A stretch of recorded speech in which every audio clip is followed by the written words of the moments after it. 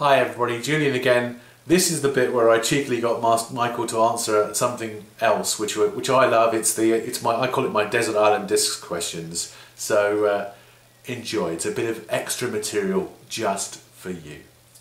So desert island discs time. Yeah. I don't know if you've ever had a chance to do it. Yeah, no, I've not done it, but I know. Okay. It. Yeah. So desert island disc is like the 5 big things for you personally.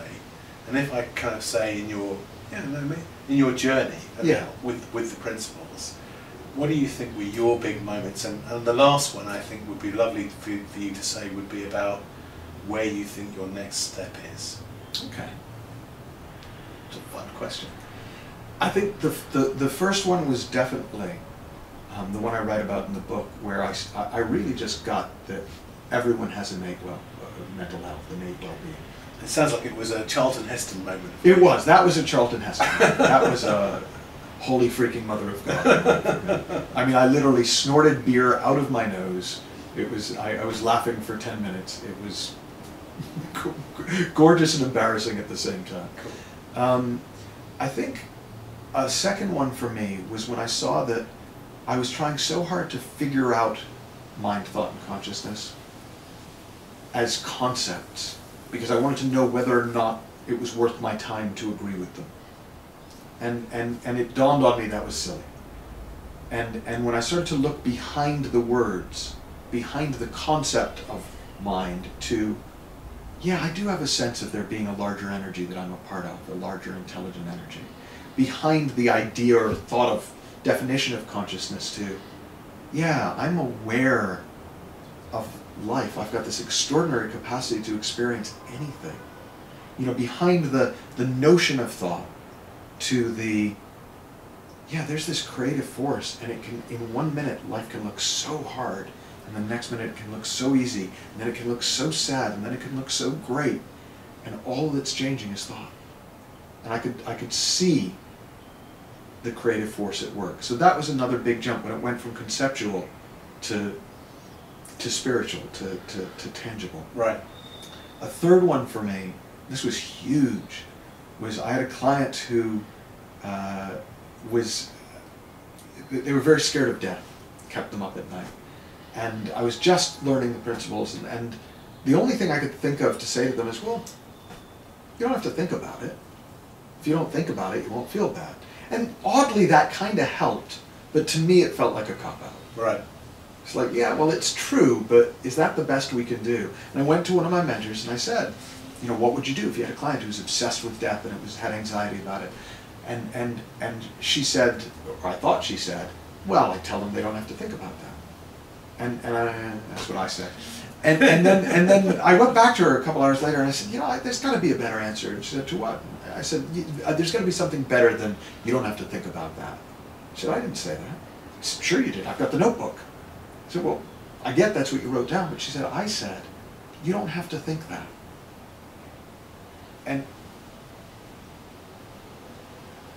that wasn't even a Homer Simpson moment. That was a moment where my entire sense of what was real started to dissolve, because I suddenly went, my thinking is entirely arbitrary.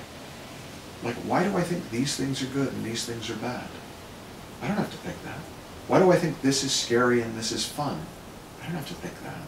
And I saw just how made up my reality was. And as my world was melting, which was a little scary, I was just sitting there for about half an hour watching my concepts of life dissolve. Right. It was like 3 rocks were still there in the river. And, you know, the energy of mind, the potential of consciousness, the gift of thought. And those 3 constants meant I didn't feel the need to hang on to concepts as constants. And that was huge for me. I think if I've got a fourth that comes to mind. I think the fourth for me has been really learning to rely more and more on this intelligent energy of mind. Learning that the difference between wisdom and dogma is everything. You know, I use the analogy in one of my coaching tips about, you know, there's the burning bush, there's Moses, and there's the stone tablets. Right. And we all are running around trying to find new things to inscribe on our stone tablets. And sometimes we even get them, we have a direct experience of well-being and wisdom. And then we want to go write it down so that we can follow what we wrote down, instead of looking back to, well, gee, how can I spend more time on fire with the truth without being consumed by it? How can I spend more time in my well-being and wisdom, as opposed to trying to follow what yesterday's wisdom told me today? You know, I like the analogy of you know, if you have a glass of milk from 10 years ago, and it was a really fresh glass of milk then, and a glass of milk from yesterday, or a fresh from the cow glass of milk today, which one are you going to drink? Sure, today's. Yeah, and that's the thing, is we've somehow learned to follow yesterday's wisdom, which is now a concept or a good idea, instead of staying in that flow of wisdom and realizing, I'll know what to say when I know what to say, I'll know what to do when I know what to do, and until then there's nothing I need to do. And you're going into that fifth one now, you see. I think, for me, what's to come, it would be, I think it's just a deepening. I might be wrong, but I remember I loved in Dzogchen Buddhism. It's very different to Zen, and I mean, this is, what we're talking about isn't Buddhism, but I just think this is a good analogy. That in Zen Buddhism, it's like, you know, you sit and you sit and you sit and you sit and you hope one day you suddenly burst into enlightenment. And in Dzogchen Buddhism, they try and give people an experience, a taste of enlightenment as early in the process as possible, the view.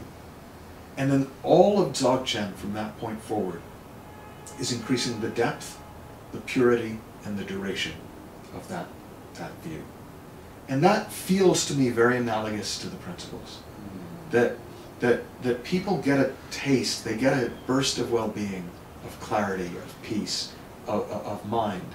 And the reason you continue to study the principles is to increase the depth and the purity and the duration of that glimpse.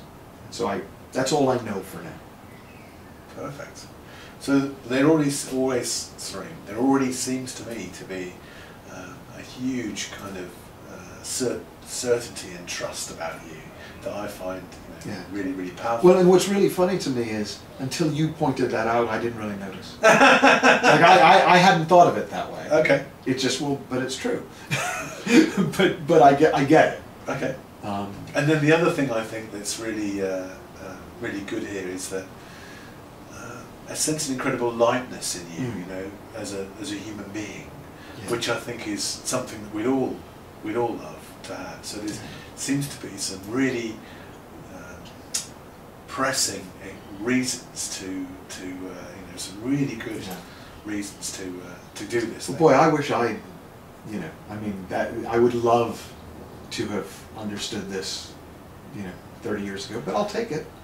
I mean, you know what? I don't think it matters when you get it. Yeah. I think that's the thing. I mean, I've talked to people in their 80s who suddenly, 86-year-old guy who suddenly got it, and it's like better then than never. You know, but why wait? So everybody can get it sooner. Yeah, that's the opportunity. Yeah, well, that's the hope. All right. Well, thank you very much. Thank you. Really good. Pleasure. Excellent.